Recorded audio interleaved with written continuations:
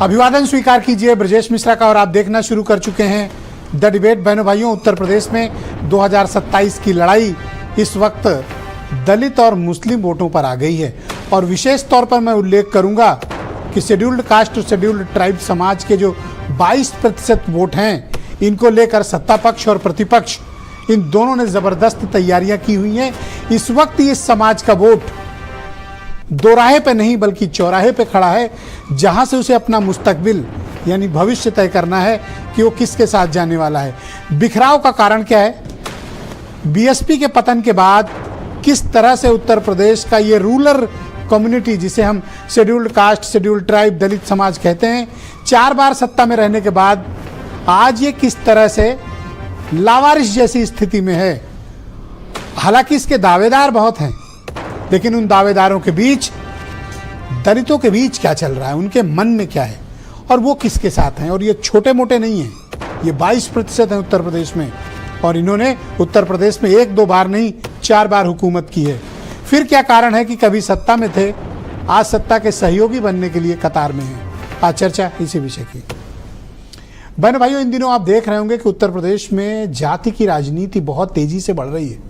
मैं 3-4 घटनाओं का उल्लेख करना चाहता हूं, जिसमें इटावा हो, कन्नौज हो, औरैया हो, कौशाम्बी हो या फिर प्रयागराज।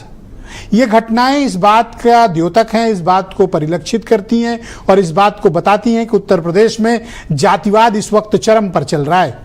उत्तर प्रदेश का समाज जाति के आधार पर बटा हुआ है। राजनीति तो पहले से बटी हुई थी, लेकिन इस बटी हुई राजनीति और समाज ने बड़ी गहरी दरार उत्पन्न कर दी है और ये दरार आपको कौशाम्बी में भी देखने को मिलेगी, आपको इटावा में भी देखने को मिली, औरैया में भी, और प्रयागराज में तो उसका विकृत रूप सामने आया है। बहनों भाइयों, 4 बार जब हुकूमत में रहने वाला ये समाज हाशिए पर क्यों लगा हुआ है? मैं हाशिए शब्द का इस्तेमाल जानबूझकर कर रहा हूं, इसलिए कर रहा हूं कभी ये समाज उत्तर प्रदेश का शासक रहा है, 1-2 बार नहीं 4 बार। सत्ता में होने का महत्व उत्तर प्रदेश में जितना दलित समाज जानता है उतना कोई नहीं जानता था।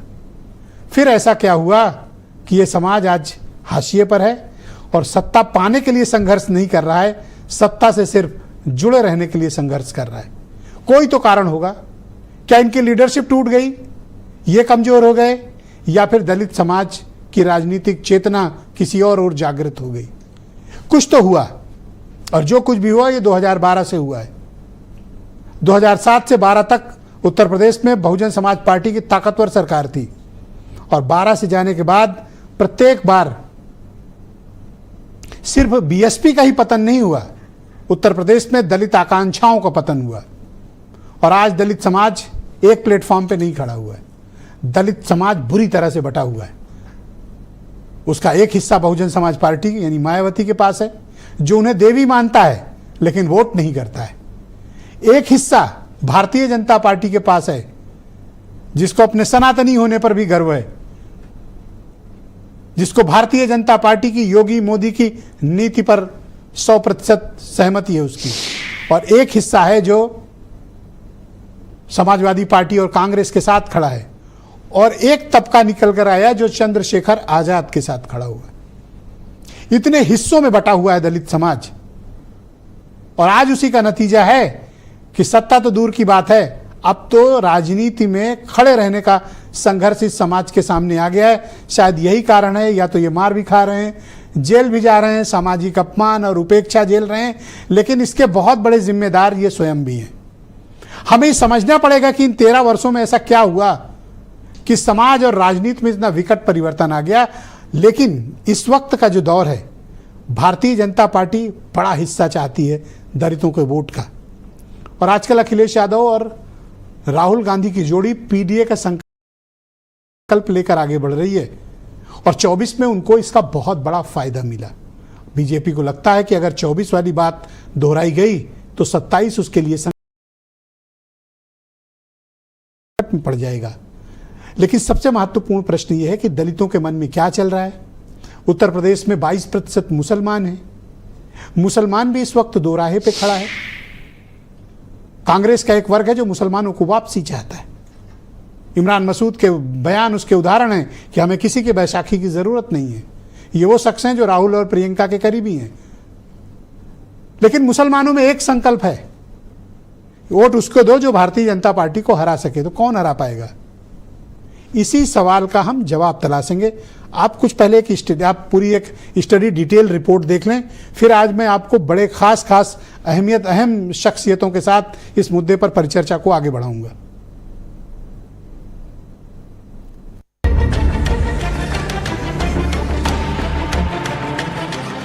यूपी के सियासी दंगल का सबसे बड़ा सवाल है, आखिर दलित और मुस्लिम किसके साथ जाएंगे? मुस्लिम और दलित समीकरण आखिर किसकी हार का कारण बन सकते? सियासत के बड़े बड़े खिलाड़ियों ने अपने सेनापतियों को मैदान में उतार दिया है। इमरान मसूद से लेकर चंद्रशेखर तक पंख फैलाने लगे। वजह क्या है? आजम खान का परिवार सपा से दूर जा रहा है। अखिलेश यादव का पूरा ध्यान दलित और मुस्लिम वोटर पे शिफ्ट हो रहा है। बीजेपी अपना पूरा प्रयास सिर्फ एमडी समीकरण पे लगा रही है। मायावती तो आकाश आनंद के सहारे फिर से सियासी दंगल में वापसी की तैयारी में। तो सबसे बड़ा सवाल है, अगर हर पार्टी को दलित और मुस्लिम वोट ही चाहिए तो दलित और मुस्लिम किसके साथ जा रहे? उनके मन में क्या चल रहा है? यूपी की सियासत 10 साल पहले एकदम अलग। दलितों के वोट पे मायावती का एक छत्र राज हुआ करता था। मुसलमान पिछले दशक तक मायावती, अखिलेश यादव और कांग्रेस में बढ़ते थे। अब कहां जाने वाले? दलित सीटों पे एक दशक तक बीजेपी का कब्जा रहा, लेकिन अब बीजेपी को अपने वोटर्स को बचाना है। चंद्रशेखर अपनी जमीन तलाश रहे, उन्हें मुस्लिम और दलित वोटर चाहिए। इसके कई सबूत भी देखिए। दलित मुस्लिम समीकरण जब जब हवा का रुख बदलते हैं तब तब परिणाम कुछ ऐसे होते। बीजेपी का ग्राफ छोटा हुआ तो बीएसपी 0 पे पहुंची, जबकि समाजवादी पार्टी 37 पे पहुंची और कांग्रेस 1 से 6 पर पहुंच गई। फूलपुर में जाति संघर्ष होता है, कार्यकर्ताओं को पुलिस जेल में डालती है। चंद्रशेखर कहते हैं ये हमारे कार्यकर्ता नहीं। आकाश आनंद कहते हैं चंद्रशेखर कार्यकर्ताओं को फंसाकर अपना सियासी फायदा लेना चाहते। 2019 चुनाव में आकाश आनंद ने बिना नाम लिए गंभीर आरोप लगाया। वो आपको गुमराह कर खुद को मसीहा बताता है, गुस्सा दिला के धरना प्रदर्शन करवाता है। आप लोगों के खिलाफ केस दर्ज हो जाते हैं। एक तरफ युवाओं के ऊपर केस दर्ज हो गया, उसे नौकरी और पढ़ने लिखने में दिक्कत होगी, आपकी बाद में कोई मदद नहीं करेगा।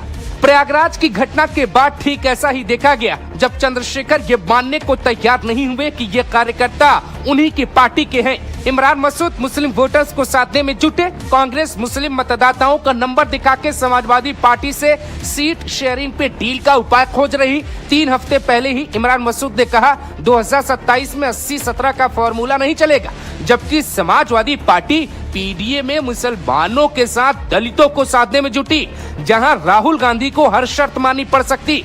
बीजेपी की सरकार है, यूपी में 3 शब्दों की भरमार है। दलितों पे अत्याचार यूपी में बढ़ा, मुसलमानों को निशाना बनाया जा रहा, ऐसा अखिलेश यादव का सियासी दावा है। तीसरी बात, बेवजह जाति का नैरेटिव क्यों गढ़ा जा रहा है? 2014 चुनाव में बीजेपी ने 17 आरक्षित सीटों पर एक तरफा जीत हासिल की। 19 में ये संख्या 15 पे पहुंच गई, जबकि 2024 में सिर्फ 8 पर ही जीत हासिल कर पाई। क्योंकि दलित मुस्लिम वोटरों का ध्रुवीकरण बढ़ा तो सपा जो 0 पर थी वो 7 पर पहुंच गई। कांग्रेस का खाता खुल गया और 1 सीट चंद्रशेखर के पास है। यानी दलितों की सबसे बड़ी नेता मायावती के पास वोट तो है, लेकिन वो इसे सीट में नहीं बदल पा रही। अब विधानसभा चुनाव की तैयारी है। अखिलेश यादव लोकसभा चुनाव की तरह ही विधानसभा चुनाव में भी 83% के आसपास टिकट दलित, मुस्लिम और पिछड़ों को बांट सकते।